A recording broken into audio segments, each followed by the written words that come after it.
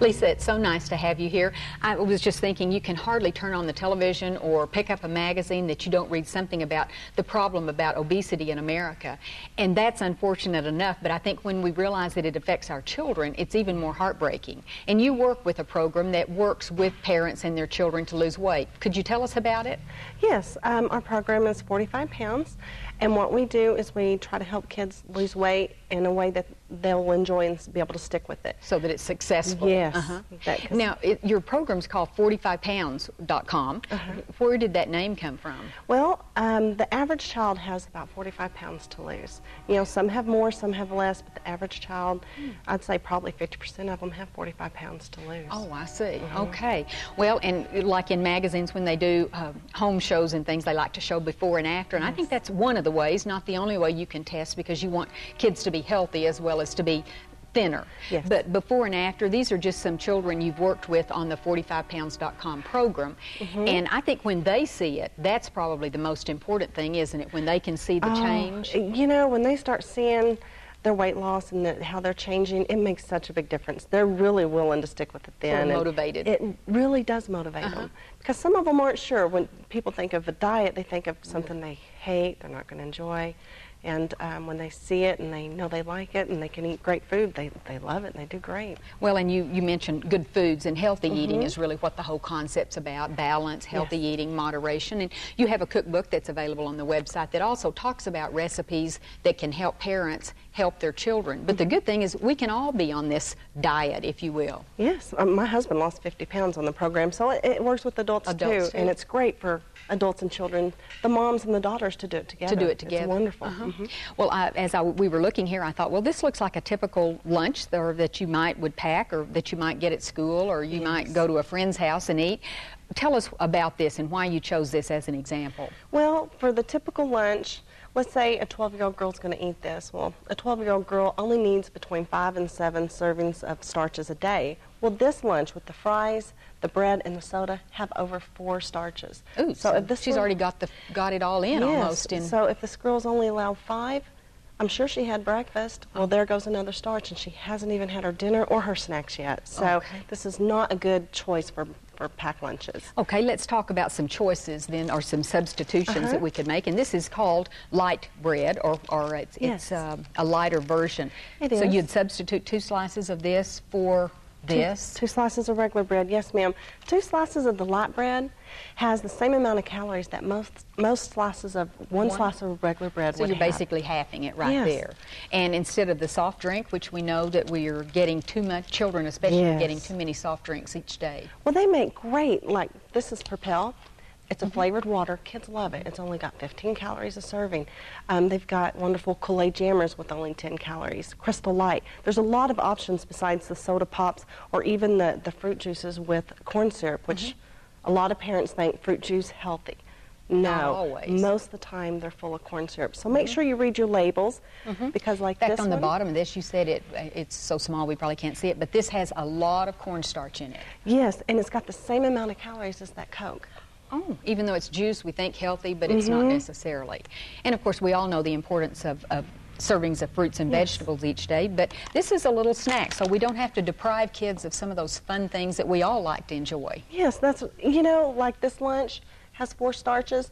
Well, you can have the bread, the 100-calorie snack pack, a banana, and the water, and you're still only getting 2 starches instead of 4. Half. Yes. And more to eat that way, it gives them, they can have a wonderful snack. You know. And you're talking mostly in terms of balance. So you talked about a 12-year-old girl just needing 5 starches a day. What about, does it vary that much with a 12-year-old boy? Well, it really depends on the boy's height. So with the children, it works on their BMI. It depends on how tall they are, their frame size, and how old they are. So the 12-year-old boy is probably more likely to have 7 starches than he is 5. Oh, okay. So it does go up a little bit. We talked about the juice, and I asked you what this little card was here, and I think this is a great idea to share with people. What do you ask people to do with this? Well, I think that would be a great exercise for parents to do with their children, just for a day or 2, so they can see where their starches are coming from. Have them write down what they've eaten, put a mark on it for every starch.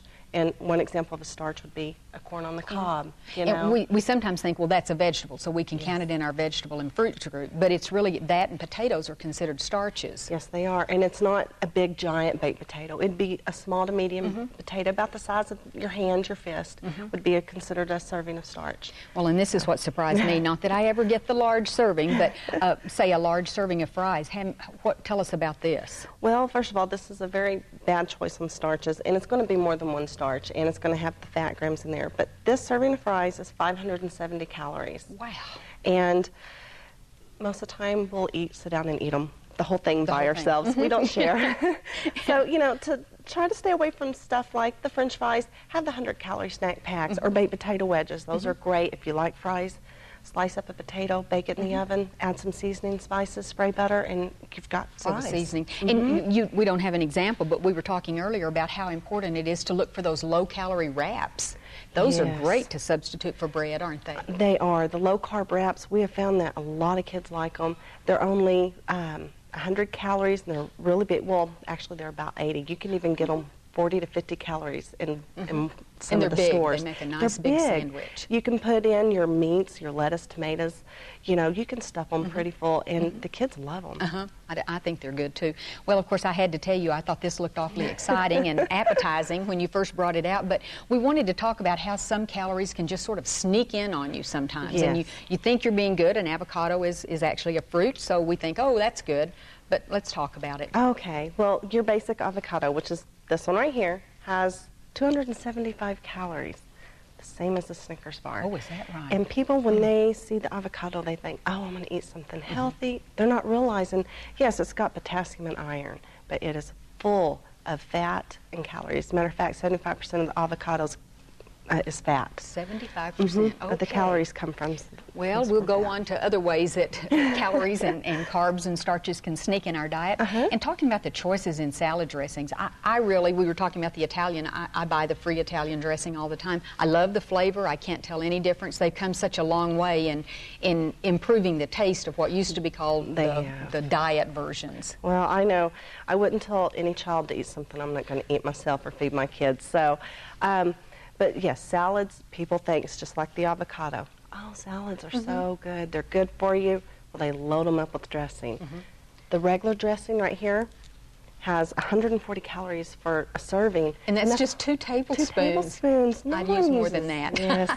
I use about a quarter cup, I think. So. I think I do too. But you know, there's healthier choices. The light ranch, if you have to have ranch. This one right here only has 70 calories. So half. You know, I would recommend doing something like the Zesty Italian if you can, because this one only has 15. There's some that have 35, and that's great. But just stay away from the regular dressings that have all the fat and all the calories. And I think that's an important point too, that we can help our kids learn at a very early age. Read those labels. Yes. They're really. First of all, it can be an activity in the store to keep the kids busy, for one thing. They can look at things that maybe they'd like to pick. But your whole program is about letting the kids pick the foods they like and working with them in a diet that will work for them. Yes, and if you let your kids do it with you, they're going to succeed. Let them feel like they're involved, because they are the ones on the program. Let them get involved with you. Let them read the labels to you. Let them help pick a healthy choice. It's great. They'll really stick with it. Well, I really admire the work you're doing, and I know you've helped lots of young people as well as their parents. So what we can teach our children as parents really comes back to help us too. So thank you very much for being with us, Lisa. Well, thank you, Cheryl.